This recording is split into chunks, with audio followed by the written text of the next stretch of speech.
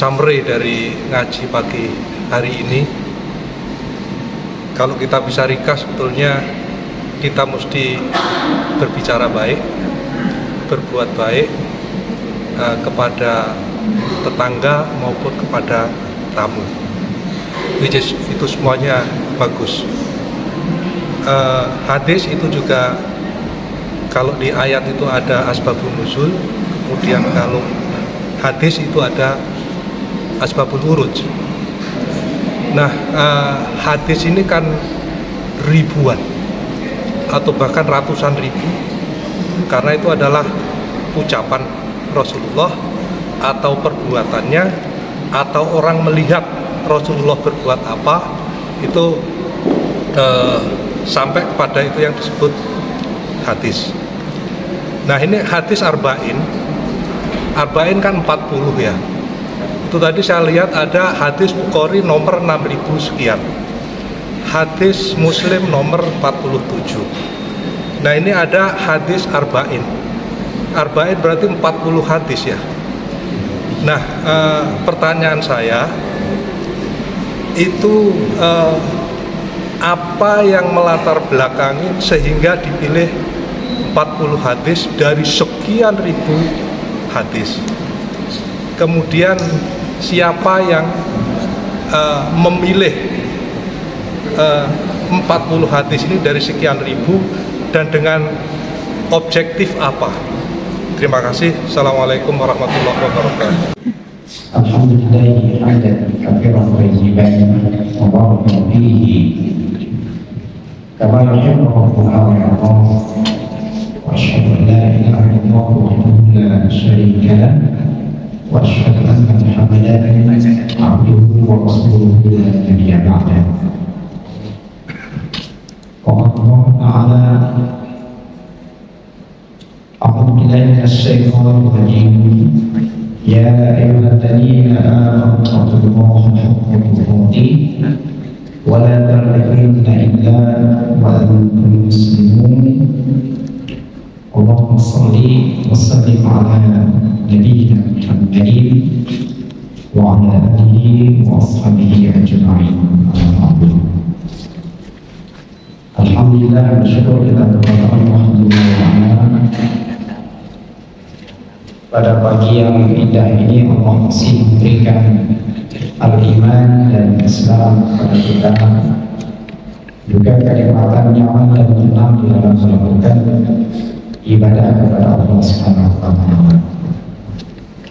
Mudah-mudahan kenikmatan yang kita rasakan hari ini berlanjut di hari-hari berikutnya, dan semoga kita hidup di dalam iman dan Islam, dan moga-moga kita mewafatkan dalam keadaan husnul khotimah. Salawat dan salam semoga tercurah kepada Nabi kita yang mulia Muhammad Rasulullah SAW, keluarga, para sahabat, tabi'in. Semoga kita bisa istiqomah mempelajari hadis Rasulullah SAW dalam menguatkan ilmu kita. Kemudian kita berupaya untuk mengamalkan ilmu tersebut semampu kita. Setelah kita punya ilmu, kemudian kita mengamalkan, maka kita harus menyampaikan kepada orang lain, minimal kepada orang terdekat, anak kita, istri kita. Setelah punya ilmu, mengamalkan, mendakwahkan, yang keempat kita harus sabar. Mungkin ada ujian setelah kita menyampaikan, ada orang yang menerima, ada mungkin orang yang menolak. Kalau empat hal ini kita lakukan, konsisten di dalam belajar hadis, mengamalkan hadis, mendakwahkan hadis, dan sabar setelahnya, maka kita menjadi insan rabbani, insan yang terbimbing oleh wahyu Allah Subhanahu wa Ta'ala. Dan inilah yang dikatakan oleh Al-Imam Ibnu Qayyim Al-Jauziyah di dalam kitabnya Zadul Ma'ad. Bapak Ibu Allah muliakan, kita akan melanjutkan kajian tentang hadis Al-Arba'in An-Nawawi, dan kami diamanahkan untuk melanjutkan materi yang ke-15 dari hadis tersebut, yang judulnya adalah berkata baik atau diam. Hadisnya an Abi Hurairah radhiyallahu anhu, dari sahabat Nabi Abu Hurairah radhiyallahu anhu, anna Rasulullah sallallahu alaihi wasallam qala, sesungguhnya Rasulullah sallallahu alaihi wasallam bersabda, man kana yu'minu billahi wal yawmil akhir, siapa saja yang beriman kepada Allah dan hari kemudian, falyaqul khairan, hendaklah dia berkata yang baik, atau liyasmut, atau diam saja. Wa man kana yu'minu billahi wal yawmil akhir, siapa saja yang beriman kepada Allah dan hari kemudian, falyukrim jarahu, maka hendaklah dia memuliakan tetangganya. Wa man kana yu'minu billahi wal yawmil akhir, siapa saja yang beriman kepada Allah dan hari kemudian, falyukrim dhaifahu, hendaklah dia memuliakan, menghormati tamunya. Hadis riwayat Imam Al-Bukhari dan Imam Muslim. Inilah hadis yang akan kita kaji tentang 3 amalan yang mulia yang Allah awali dengan kalimat indah, man kana yu'minu billahi wal yawmil akhir, siapa saja yang beriman kepada Allah dan hari kemudian, maka hendaklah dia mengamalkan 3 amalan yang mulia. Bapak Ibu Allah muliakan, kenapa dalam hadis ini diawali dengan perintah beriman kepada Allah dan hari kemudian? Setiap perbuatan apapun itu yang dilandasi dengan 2 keimanan minimal, Allah dan hari kemudian, maka orientasinya, niatnya itu pasti benar, pasti benar. Yang kedua, caranya juga pasti benar. Kenapa banyak kalimat perintah-perintah mulia itu sering Allah gabungkan antara beriman kepadanya dan beriman kepada hari kemudian? Orang yang tidak beriman, tidak percaya kepada hari kemudian, tidak mungkin dia percaya kepada Allah Subhanahu wa Ta'ala. Atau ketika orang salah dalam memahami iman kepada hari akhirat, maka akan salah dalam memahami Allah Subhanahu wa Ta'ala. Maka penting kita untuk memahami hal ini. Iman kepada Allah itu sebagai landasan awal, paling tidak 3 hal yang harus kita kuatkan. Pertama adalah iman kepada rububiyahnya. Allah lah zat satu-satunya yang menciptakan, mengatur alam ini, memelihara alam ini. Yang kedua adalah uluhiyahnya. Kita beribadah, berkata, berbuat karena Allah semata dan tidak kepada atau tidak karena yang lain. Yang ketiga adalah kita bertauhid dengan asma wa sifat Allah yang mulia, nama-nama dan sifat Allah Subhanahu wa Ta'ala. 3 hal ini harus kita kuatkan. Sama halnya pula beriman kepada hari akhirat ini, ada 3 pokok landasan harus kita kuatkan. Pertama adalah telah beriman tentang kebangkitan manusia. Allah akan membangkitkan kita dan pasti akan Allah bangkitkan dalam keadaan sebagaimana kita mati.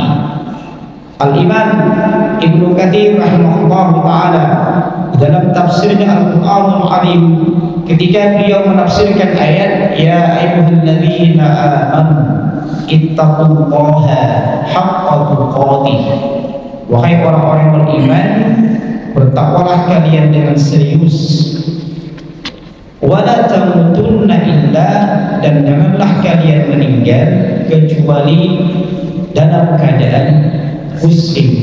Kata beliau, man 'asha ala syai'in famata ala syai'in wa bu'itha ala ma mata. Siapa yang punya kebiasaan hidup mungkin baik, maka Allah akan matikan dia dalam keadaan baik. Kalau dia punya kebiasaan buruk, maka Allah akan matikan dia dalam melakukan amalan buruk. Dan Allah Subhanahu wa ta'ala akan bangkitkan dia dari alam kuburnya sebagaimana dia mati. Kalau dia mati dalam melakukan keburukan, Allah bangkitkan bergaya seperti pelaku keburukan. Tapi ketika Allah matikan dia dalam melakukan amal saleh, nanti Allah bangkitkan dia seperti orang yang melakukan amal saleh. Nah, ini yang pertama. Jadi tentang hari kebangkitan adalah tentang pembalasan. Nanti kita akan dibalas sebagaimana amal kita. Kita berbuat baik, Allah balas baik. Kita berbuat buruk, Allah balas dengan keburukan. Yang ketiga, bahwasanya pokok dari keimanan kepada hari akhirat ini adalah tentang surga dan neraka. Harus beriman kepada surga, harus beriman kepada neraka yang Allah Jalla wa'ala ciptakan itu sebelum makhluk lain Allah ciptakan, dan sudah Allah tentukan siapa penghuninya, baik surga maupun neraka. Nah, jamaah Allah muliakan, syarah atau penjelasan hadis Al-Arba'in An-Nawawi ini kita ambil dari syarah dari syarah Al-Utsaimin rahimahullah ta'ala. Beliau mengatakan, man kana yu'minu hadhihi jumlatun syartiyyatun. Jadi kalimat siapa yang beriman ini merupakan kalimat syarat yang pasti ada jawabannya. Siapa yang beriman kepada Allah dan hari kemudian, maka terjaga. Sama halnya kita kalau dalam hari-hari, siapa yang ingin jadi anak soleh, anak soleha, maka dia harus punya ilmu. Siapa yang kepingin jadi orang hebat, maka dia harus bekerja keras. Tidak ada bahasa seperti itu. Itu namanya bahasa syarat yang pasti ada jawabannya. Nah, kata beliau bahwa wal maqsudu bi hadhihi sighatil hafi wal ighra'i 'ala al-qawli khairi as-sukuti.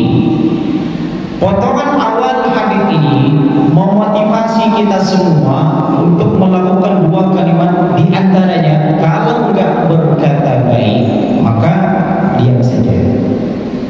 Ini motivasi kita, dorongan Rasul yang mulia sallallahu alaihi wasallam, dua pilihan saja. Kalau enggak mau baik maka cukup diam saja. In kunta tu'minu billahi wal yawmil akhir, kalau kalian beriman kepada Allah dan hari kemudian, maka maksudnya adalah faqulil khaira au uskut, hendaklah kalian berbicara yang baik atau diam saja. Wal imanu billahi wal yawmil akhir sabaqa dzikruhuma falyakun khairan alla lil amri wa wal khairu naw'ani. Jadi beliau mengatakan bahwasanya ada lam amr falyaqul, itu maksudnya benar-benar penegasan, benar-benar perintah, hendaklah, haruslah kalian. Nah, beliau mengatakan al khair di sini maknanya dua. Apa dia? Yang pertama kata beliau khairun fil maqali nafsihi, yaitu yang dikatakan berkata baik adalah kata baik itu sendiri. Jadi kata baik itu sendiri itu adalah perkataan baik. Misalnya apa? Beliau mengatakan diantaranya adalah zikir. Apalagi kita bertasbih, bertahmid, membaca Al-Quran, wa yu'alliman ilma, kita mengajar siapapun saja, mengajar orang yang berilmu atau mungkin mengajari orang yang belum berilmu, itu pun juga bagian daripada falyaqul khair, berkata yang baik. Atau wa ya'muru bil ma'ruf, kita mengajak orang kepada kebaikan, itu pun juga khair, kebaikan. Atau wa yanha 'anil munkari, menghalangi orang supaya tidak berbuat dosa dan maksiat, itu pun juga khair. Nah, ini maksudnya fahadha khairun binafsihi, itu adalah kebaikan. Jadi kebaikan yang maknanya yang kebaikan. Ada juga kata beliau wa ammal khairu li ghairihi, kebaikan dengan maksud yang lain. Jadi sebenarnya yang kita bicarakan ini yang dipandang lain, tapi itu baik. Apa contohnya? Contohnya adalah membuat suasana hangat ketika kita kumpul. Jadi kalau beribu begitu, walaupun pembicaraan kita mungkin gak terlalu baik, tapi ketika kita menyenangkan orang lain, itu namanya baik. Itu namanya al khairu li ghairihi, makna baik dalam pengertian yang lain. Nah, Syekh Al-Utsaimin rahimahullah taala mengatakan, katakanlah min ajli idkhalis sururi ala julusaihi, ketika seseorang memasukkan kebahagiaan di dalam sebuah majelisnya, fa inna hadza khairun, ini adalah kebaikan. Ada hadis Nabi dalam tarhib itu, afdalul a'mali idkhalu fi akhika surah, perbuatan yang paling afdal adalah memasukkan kebahagiaan ke hati orang lain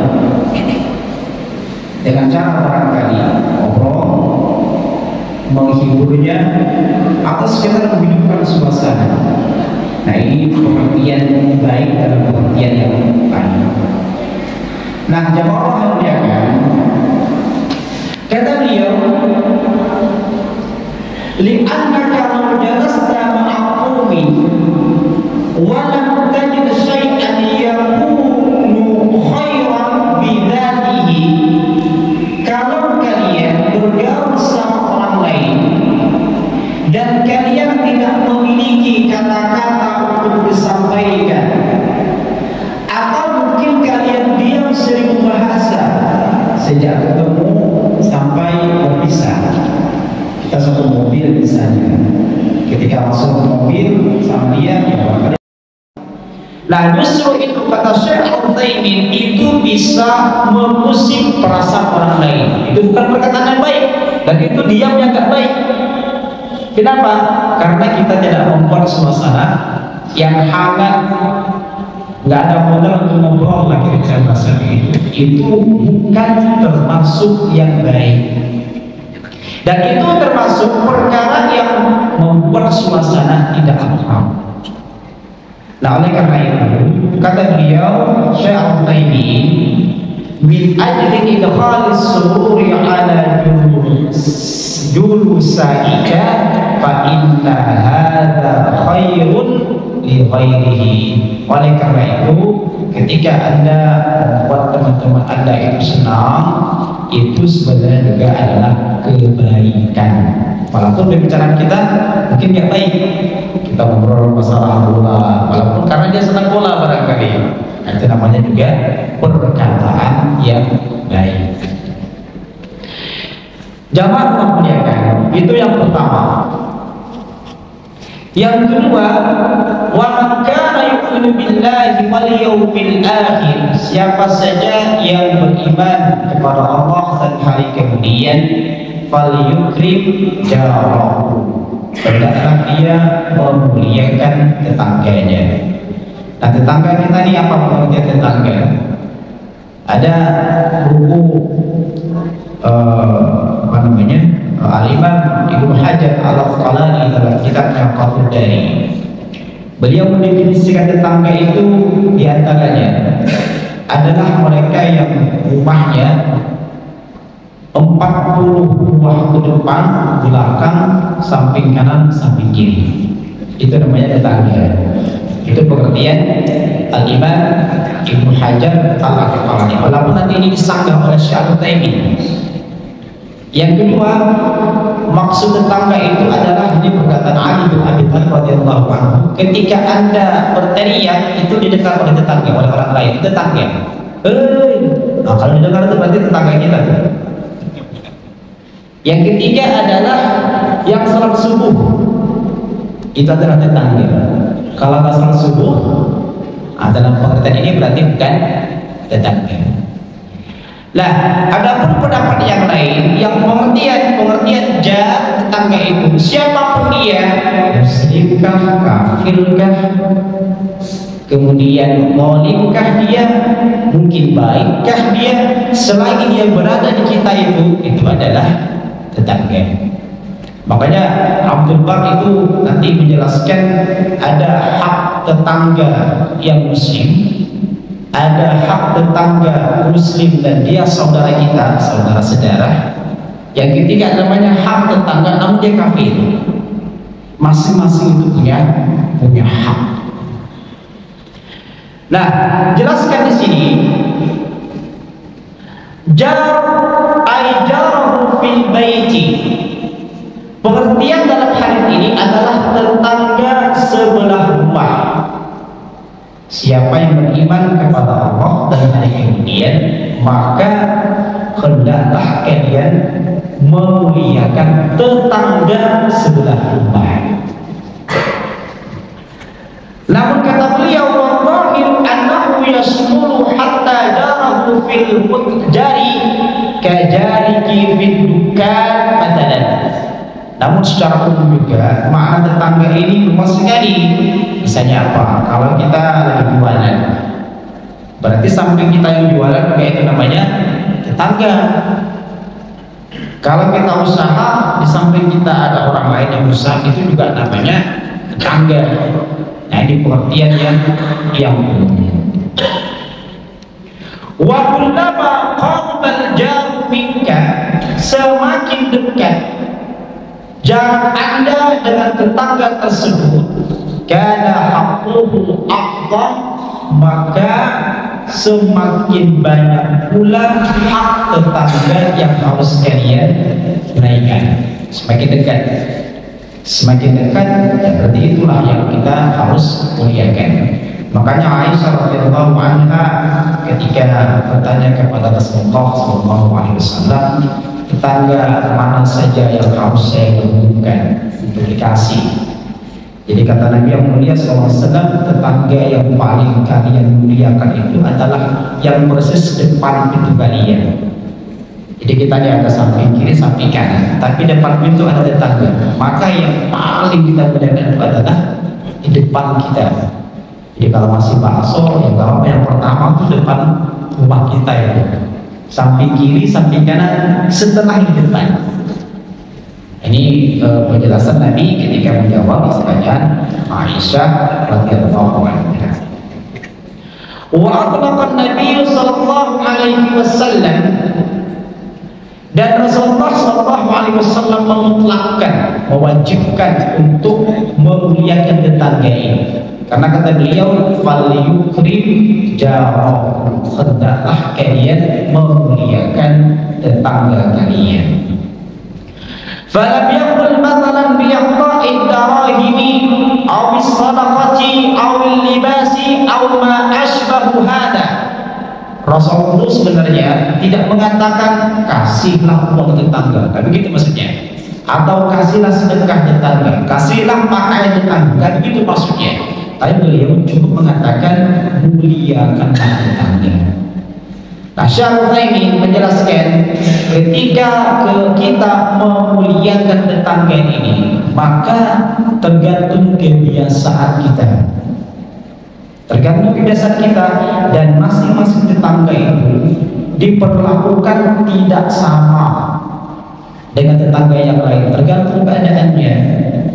Misalnya beliau mengatakan begini, kalau ada tetangga yang barangkali kurang mampu, maka cara menghormatinya itu bisa dikasih makanan. Kalau ada tetangga yang kaya, ya nggak bisa dikasih makanan, beda dia. Mungkin dikasih apa? Dikasih kartu etol kali ya. Itu beda cara memuliakan orang kaya, orang miskin itu beda. Kalau ada anak tetangga yang barangkali dia mungkin sekolahnya juga bermasalah karena SPP juga terbayar, cara memuliakan tetangga itu bayarkan SPP anaknya. Jadi berbeda. Kalau ada tetangga yang barangkali dia kaya, anaknya juga mungkin bisa mampu begitu ya, cara membantunya itu diberikan akses. Nih kalau kamu mau kuliah ke sini, ini dong caranya. Nah, ini cara memuliakan tetangga itu berbeda dengan tetangga yang lain. Ini tergantung kebiasaan kita, uruf yang terjadi. Makanya kenapa para pejabat misalnya kalau dia kasih hadiah tuh hadiah mobil, nggak jadi masalah itu. Itu adalah memuliakan orang mulia. Tapi kalau orang yang nggak punya uang kita kasih mobil, bingung dia. Nah, jadi salah kita menempatkannya. Nah, jamaah muliakan, Syekh Al-Utsaimin menjelaskan, ini juga disebutkan oleh beliau, bahwasanya pengertian tetangga ini tergantung kebiasaan. Jadi kalau di Arab ini dulu dengan sekarang itu berbeda. Pada zaman Nabi yang mulia Sallallahu Alaihi Wasallam, rumah satu dengan rumah yang lain itu dekat-dekat Pak, kecil-kecil Pak. Sehingga wajar kalau beliau mengatakan tetangga kalian itu adalah 40 rumah depan, belakang, samping kanan, samping kiri. Tapi kalau di Arab kali ini, mungkin juga di Indonesia, itu kalau 40 rumah ke depan, ke belakang itu satu kota itu. Nah, mau juga menghormati orang satu kota. Nah, tentu berbeda. Nah, kata beliau, jadi tergantung uruf kebiasaan kita. Apalagi kalau kita ke pedalaman itu, rumah satu dengan rumah yang lain itu bisa setengah jam. Baru 2 rumah.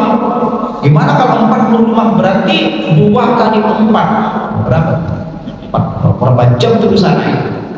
Ya, satu wilayah. Gimana cara menghormatinya? Maka kata beliau, cara mendefinisikan tetangga ini tergantung kebiasaan kita. Ya, kalau kita mengatakan ini tetangga, berarti tetangga. Ada namanya tetangga yang jauh, ada namanya tetangga yang dekat. Tergantung kebiasaan kita. Jamaah Allah muliakan. Wa man kana yu'minu billahi wal yawmil akhir, yang ketiga. Siapa yang beriman kepada Allah dan hari kemudian, hendaklah dia memuliakan tamunya. Apa pengertian tamu di sini? Kata Syekh Utsaimin adalah karajulin musafirin nazala bika. Ada musafir yang tiba-tiba mau nginap ke rumah kita. Itu tentang itu namanya tamu. Musafir. Yang kedua adalah fahadha dhaifun yajibu ikramuhu bima ya'uddu ikraman. Atau orang lain, misalnya ada orang kampung rumah apa namanya, mungkin katakanlah keluarga kita, dia datang ke rumah kita, itu pun juga tetangga, apa namanya, tamu. Dan tamu itu satu dengan banyak itu sama, harus dimuliakan. Dan cara memuliakannya juga berbeda. Tergantung tamu itu seperti apa. Kalau dia tamunya masih segar gitu kan, dikasih makan apa saja bisa, ya kasih makan saja apa yang bisa. Tapi kalau dia sudah asam urat, kira-kira itu jantungan, jangan dikasih yang kayak nyaman-nyaman, nanti bahaya. Jadi tergantung kita menyikapinya seperti apa. Nah, yang tadi Muhammad yang bilang Allah ya kan, kata Syekh Al-Utsaimin bahwasanya hadis ini menjamu tamu ini sebagian para ahli mengatakan hanya berlaku atau hanya wajib di kota-kota kecil saja atau di kampung-kampung kecil, ini wajib. Kalau di kampung atau di kota besar tidak wajib. Kita bisa saja kalau misalnya ada orang datang ke rumah kita bilangin, Pak, di sana ada hotel, Pak.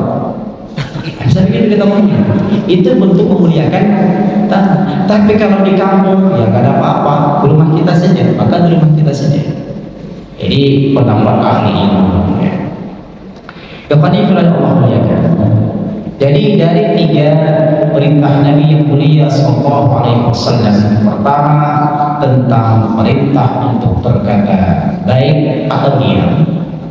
Yang kedua, perintah kepada kita untuk memuliakan tetangga kita. Yang ketiga adalah perintah untuk menghormati dan memuliakan tamu. Maka ada intisari yang harus kita ambil dari hadis itu. Yang pertama, wujubus sukuti illa fil khairi. Pelajaran yang bisa kita ambil adalah bahwasanya diam itu hukumnya wajib. Diam itu hukumnya wajib. Apa landasannya? Syarifin mengatakan karena Rasulullah berkata, "Faliyaqul khairan aw liyasmut." Kalau kalian tidak ngomong baik, maka diam saja. Dan ini makna hadis secara zahir. Lakin zahir ahwalin nasi anna dzalika laysa biwajibin. Dan kata Syekh Utsaimin, namun kewajiban ini tergantung keadaan. Gak mesti kita harus selama-lamanya diam, dan gak mesti kita harus selama-lamanya ngobrol kebaikan. Kalau sesama orang yang ngerti ngomong kebaikan, nanti gak hidup suasana, risih malah dia. Jadi itu gak bagus. Nah, kata Syekh Utsaimin, wa annal maqala thalathatu aqsamin. Karena kata beliau, perkataan itu terbagi menjadi 3. Pertama ada namanya khairun, perkataan yang baik. Yang kedua syarrun, perkataan yang buruk. Yang ketiga laghun, perkataan yang sia-sia, yang tidak banyak manfaatnya. Setiap perkataan yang baik itu harus disampaikan. Yang kedua, wasyarrul, perkataan yang buruk adalah harus tidak disampaikan atau tidak boleh diucapkan. Apa misalnya perkataan yang buruk? Ya selain tadi, selain zikir, tasbih, tahlil, tahmid, selain orang berbuat baik, selain menghalangi orang dari dosa, maksudnya kebalikan daripada itulah. Misalnya nyuruh orang kepada maksiat, itu kan perkataan yang tidak baik, maka jangan diucapkan. Yang ketiga adalah wallahu, ada perkataan yang sia-sia. Nah, perkataan sia-sia ini sebenarnya enggak harus baik, enggak semuanya baik, enggak semua juga buruk. Contoh apa tadi? Contoh kita ngobrol masalah bola, ngobrol masalah bisnis, ngobrol masalah dunia. Kalau kita tidak tentu arah, itulah namanya lahu, nggak jelas. Tapi kondisi seperti itu bisa kita bicarakan tergantung lawan bicara kita. Maka kata beliau, semua yang baik itu disampaikan, semua perkataan buruk itu hentikan. Namun ketika perkataan lahu itu boleh kita sampaikan suasananya kalau begitu memungkinkan. Namun beliau mengatakan al-afdal ayyaskuta anhu. Nah, ini kesimpulannya. Namun di antara yang paling terbaik, kalau memang kita nggak punya modal, maka diam itu lebih afdal. Berarti ngomong sia-sia, yang lebih afdal apa? Diam. Ini kesimpulan Syekh Al-Albani. Yang pertama, ada orang mengatakan al-kalamu min fiddah fas-sukutu min dhahabin.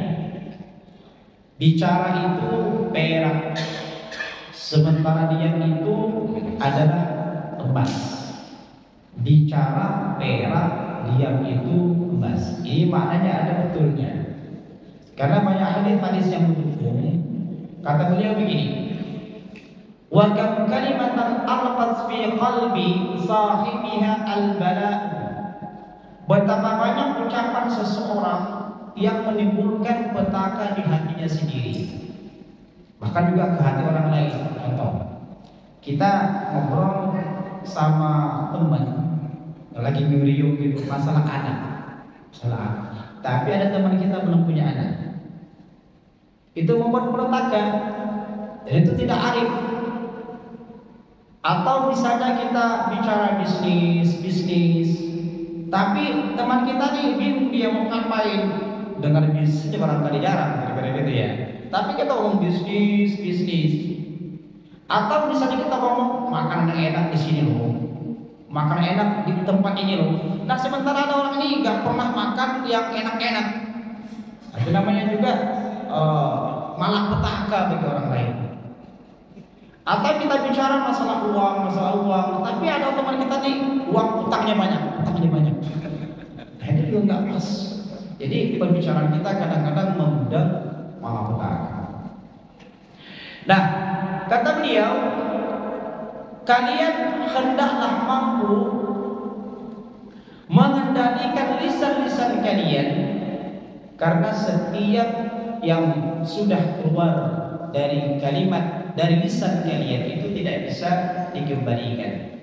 Sama halnya kalau kita berbicara rahasia, itu kalau sudah keluar nggak bisa direm lagi.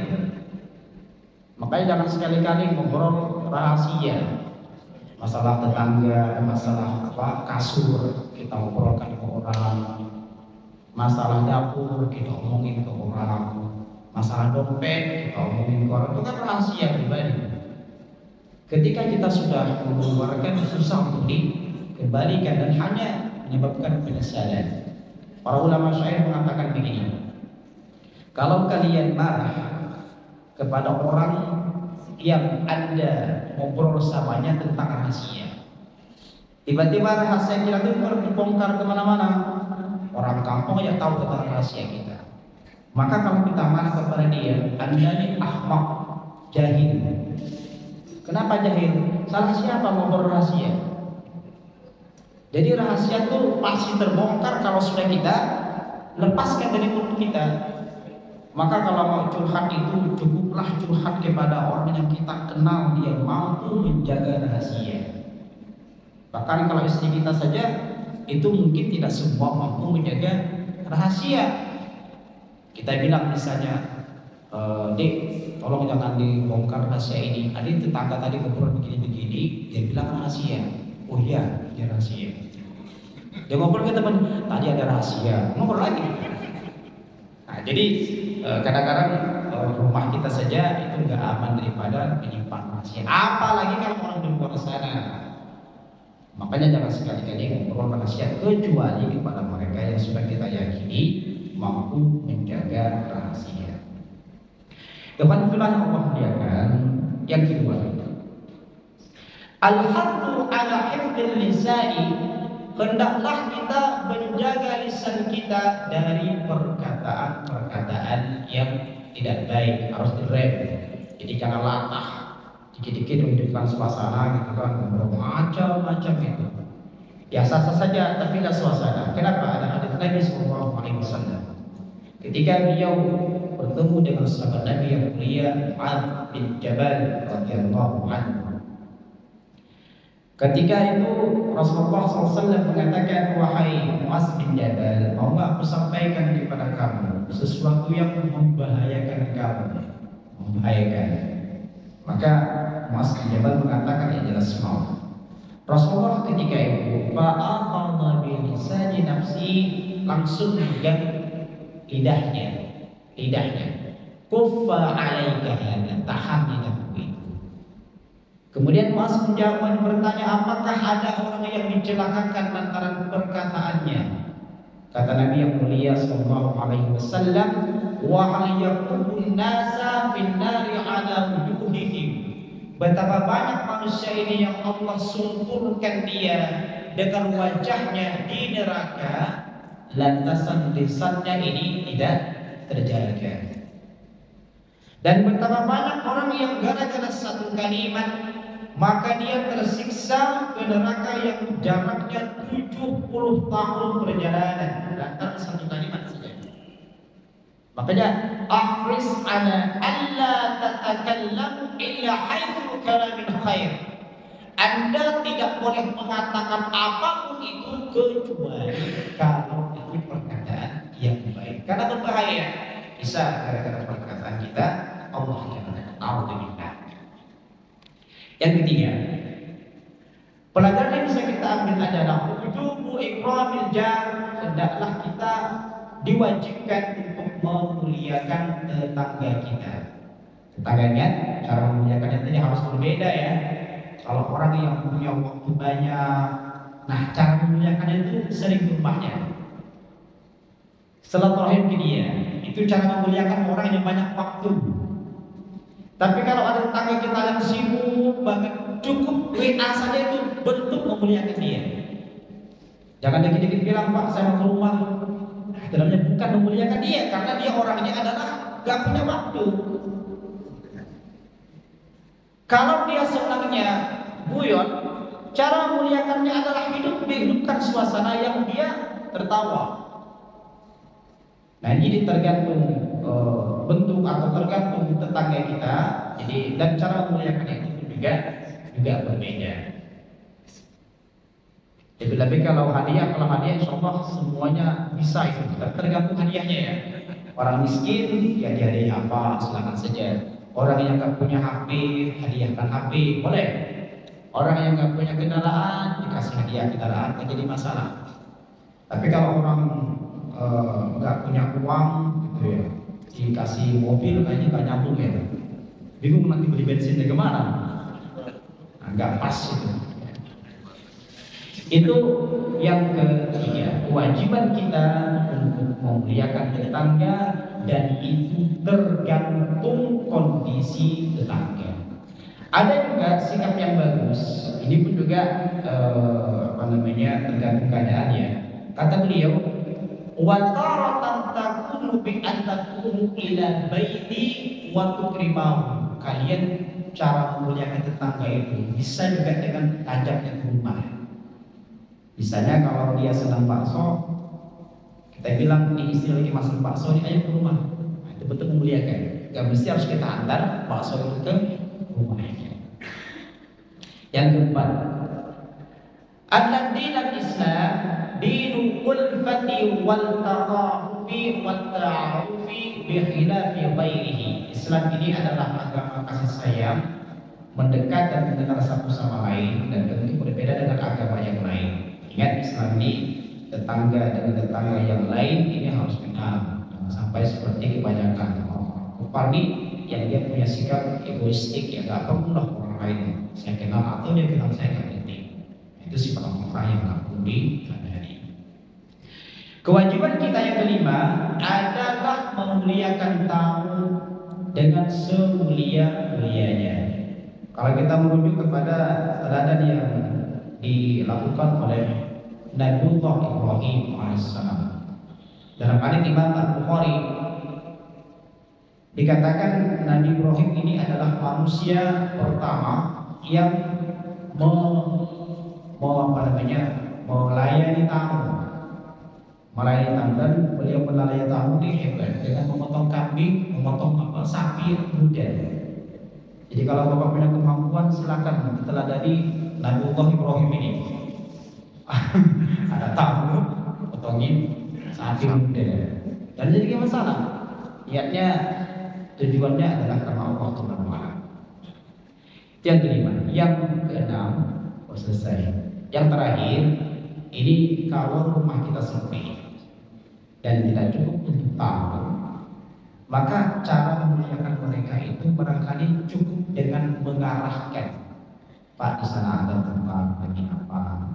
Tapi kalau kita ada uang silakan difasilitasi. Kalau tidak ada uang, cukup dengan menunjukkan saja, Pak, di sana ada tempat bagi apa. Orang sana ada masjid, Pak, silakan kita di masjid. Rumah saya tidak cukup, ya silakan saja. Seperti itu. Tapi kalau maksudnya kan gede-gede ya, jangan disuruh tamu ke masjid, nanti suruh tamu bilang ke rumah kita. Saya kira demikian Bapak Ibu Allah muliakan, yang benar dari Allah Taala, yang salah dari saya pribadi. Kalau memang ada yang bisa disampaikan, kami persilakan. Silakan Pak.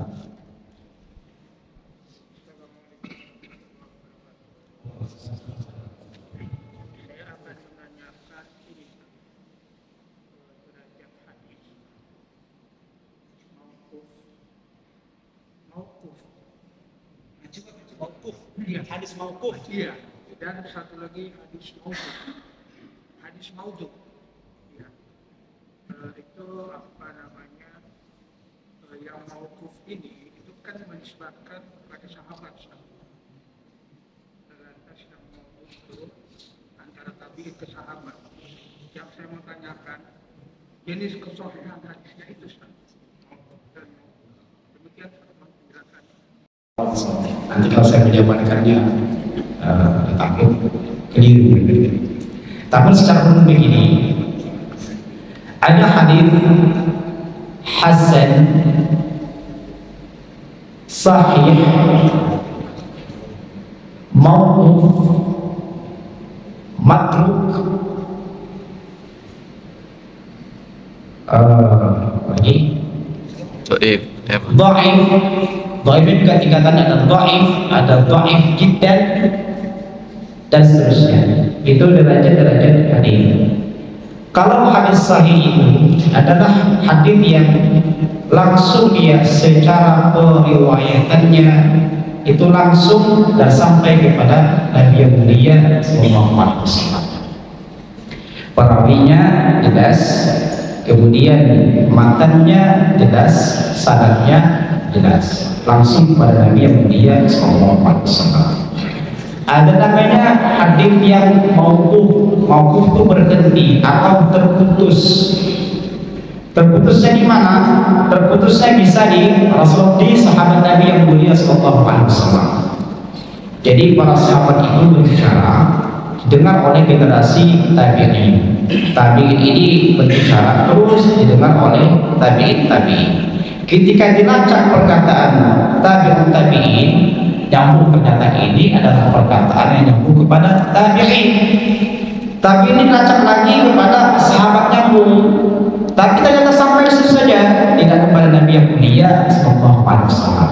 Sampai perkataan itu namanya hadis terhenti, mauquf. Mauquf ini ada yang sahih, ada yang dhaif. Dari mana kita mengetahui sahih dan dhaifnya? Dari dua hal. Pertama, periwayatannya misalnya, katakanlah misalnya Imam At-Tirmidzi terus sebelum sampai kepada sahabat, ternyata ada yang putus di sini. Atau perawi dari sahabat ke Imam At-Tirmidzi, perawinya itu ada yang tidak dipercaya atau cacat. maka itu namanya hadis mauquf yang dhaif. Hadis mauquf yang dhaif. Saya mencontohkan ini. Al-Imam Az-Zahabi rahimahullah ta'ala itu banyak mengutip pendapat, di antaranya adalah Sayyid bin Musayyib. Kemudian beliau juga mengambil pendapat, di antaranya adalah Abdullah bin Salam, seorang tokoh Yahudi tapi pakar sekali sejarah, bahkan dia banyak menguasai ilmu-ilmu tentang kuno, baik dari kitab-kitab Yahudi maupun kitab Nasrani. Tapi kata Imam Ahmad bin Hanbal rahimahullah ta'ala, semua perkataan Sayyid bin Musayyib, Sayyid Musayyib ini adalah seorang tabi'in, tidak nyambung dia kepada sahabat.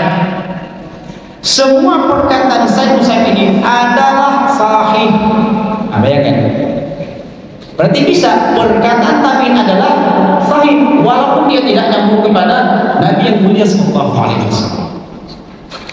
Kira-kira begitulah sebatas mukadimahnya.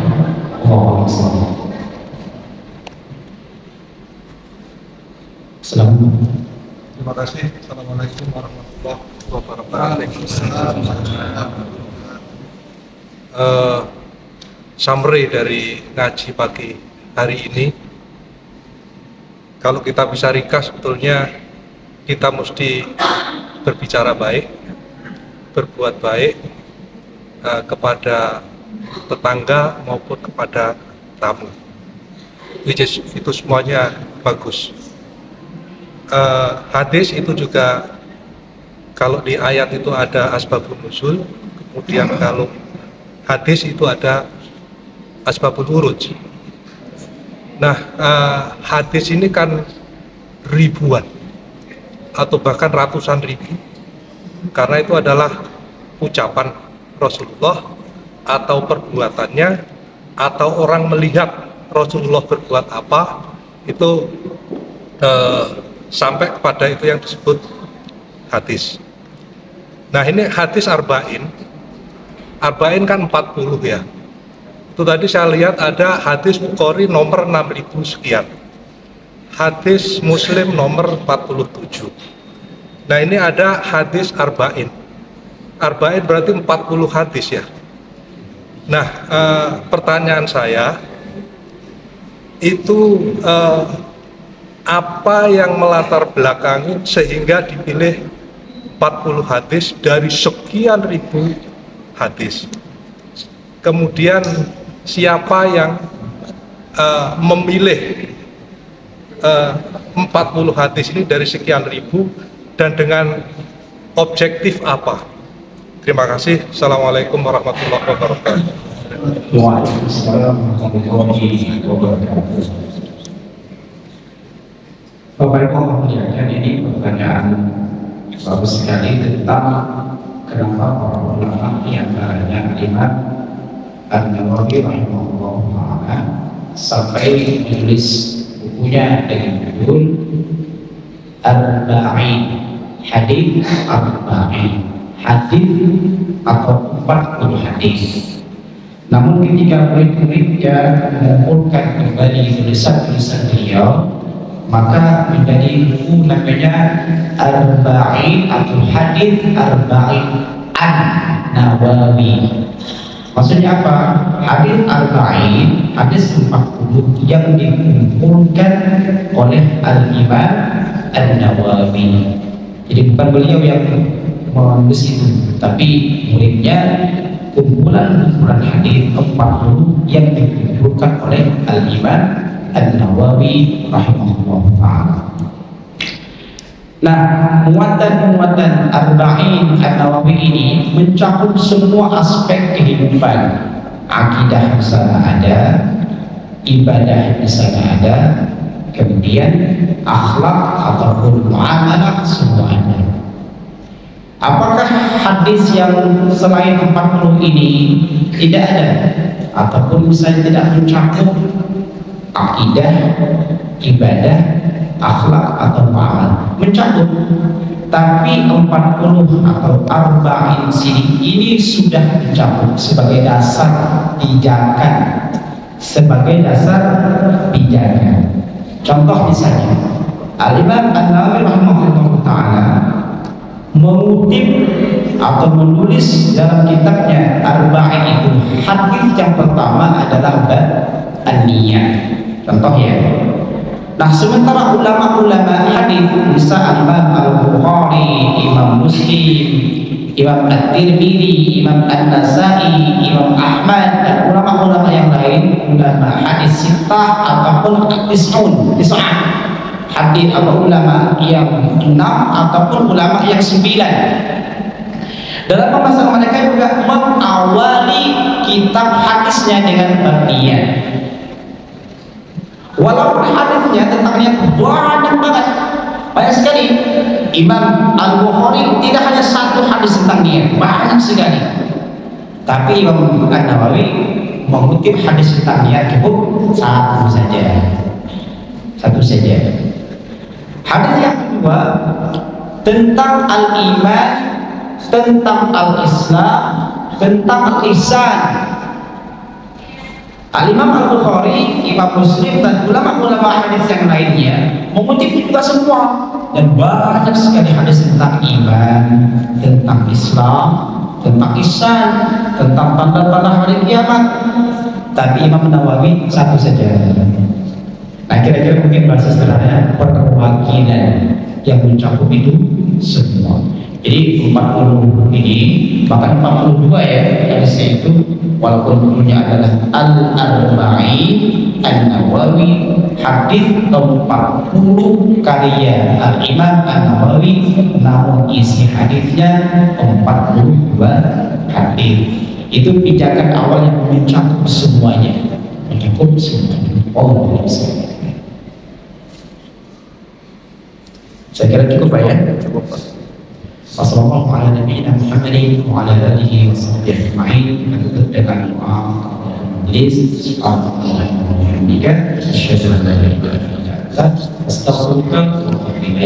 Assalamualaikum warahmatullahi wabarakatuh.